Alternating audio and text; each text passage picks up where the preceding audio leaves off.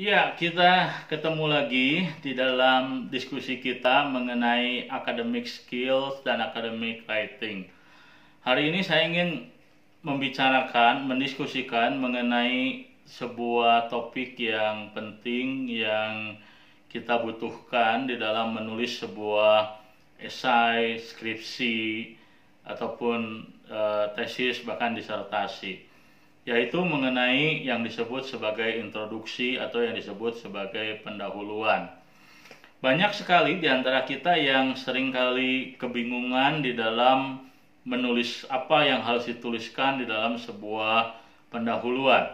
Dan terkadang oleh karena kita tidak mengetahui bagaimana kita harus membuat sebuah pendahuluan, akhirnya kita menulis tanpa arah dan hal-hal yang tidak signifikan dimasukkan, tetapi hal-hal yang signifikan kemudian malah diabaikan.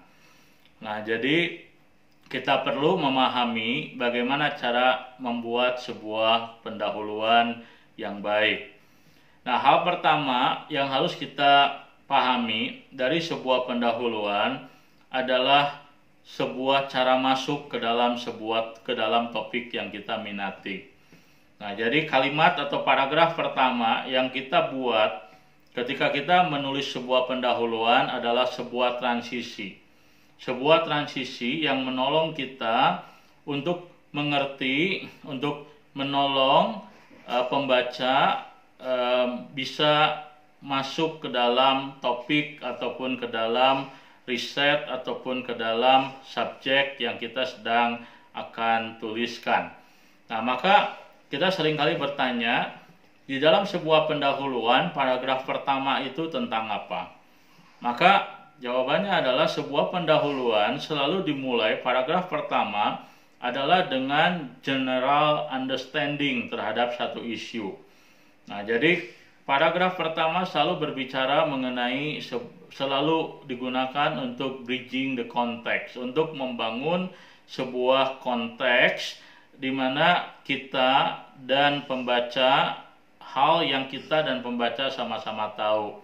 Misalnya saja kita membaca ataupun kita hendak menulis sebuah topik, katakanlah sebuah esai yang menarik bagi kita. Contohnya saja, misalnya kita hendak menulis mengenai, katakanlah peran daripada keluarga Yesus di dalam early Christianity, peran daripada keluarga Yesus di dalam kekristenan mula-mula. Nah, maka dalam pendahuluan, dalam paragraf pertama, hal apa yang harus kita tuliskan? Yang harus kita tuliskan adalah hal yang secara umum para ahli anggap sebagai hal yang diterima, sebagai sebuah konsensus. Misalnya saja kita memulai paragraf pertama dengan sebuah ide, sebuah gagasan bahwa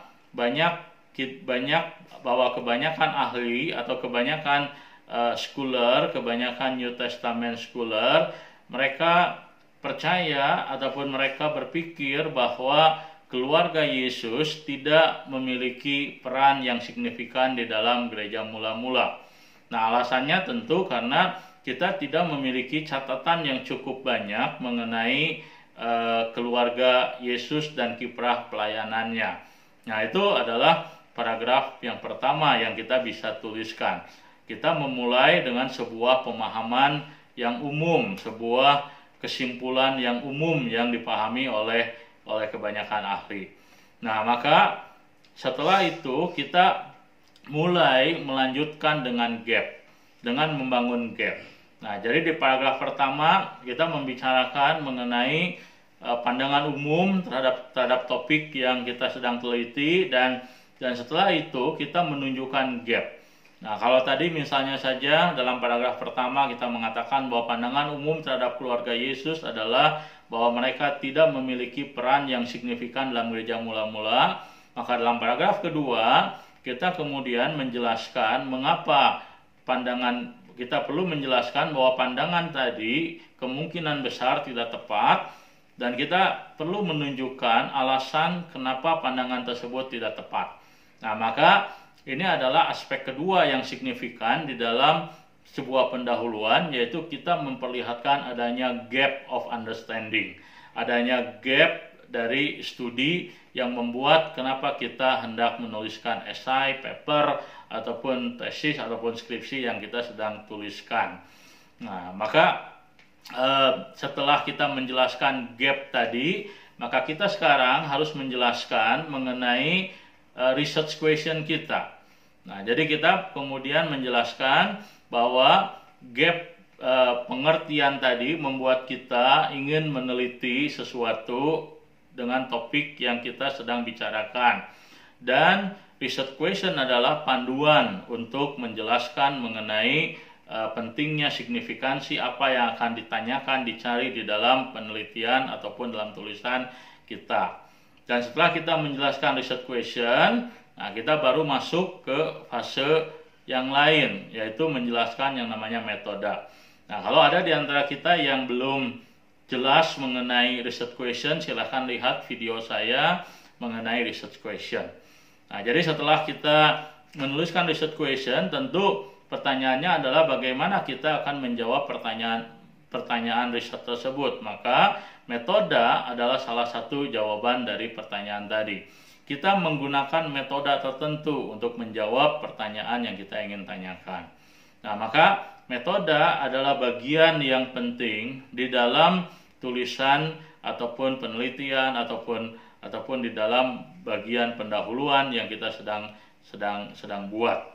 Dan setelah itu ada aspek yang lain yang juga penting, yaitu aspek batasan.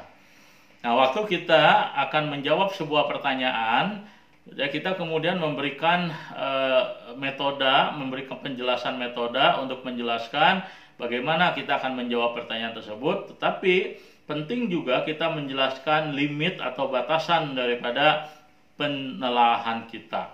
Nah, supaya apa? Supaya orang yang akan membaca tulisan kita mengerti aspek-aspek apa yang akan kita teliti dan aspek-aspek apa yang tidak akan kita teliti. Nah, pembatasan itu membutuhkan alasan. Misalnya saja waktu tadi saya menyebutkan topik, misalnya kita membahas mengenai topik keluarga Yesus, pentingnya keluarga Yesus di dalam gereja mula-mula misalnya, dan batasan yang kita akan berikan misalnya saja kita hanya akan fokus dalam tulisan-tulisan Perjanjian Baru dan tidak akan menyentuh tulisan-tulisan dari kelompok tulisan non-kanonik. Nah, kenapa demikian? Nah, kita membutuhkan penjelasan. Nah, maka pembatasan-pembatasan itu penting. Dan bagian terakhir yang penting dalam sebuah pendahuluan adalah sebuah overview.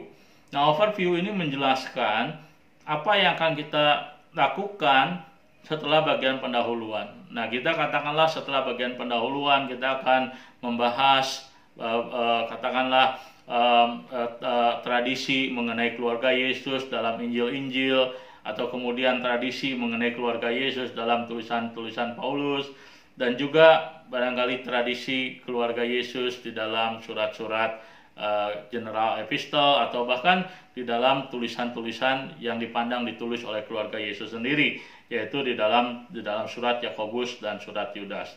Nah, jadi penting sekali kita menjelaskan di bagian pendahuluan sebuah overview apa yang ada di dalam tulisan yang kita akan buat. Nah, overview itu penting. Kenapa? Karena itu akan mempersiapkan pembaca mengerti struktur tulisan kita. Nah, itulah pelajaran yang itulah pelajaran hal ini mengenai bagaimana membuat sebuah pendahuluan yang baik. Kiranya topik ini bisa menjadi berkat untuk rekan-rekan sekalian.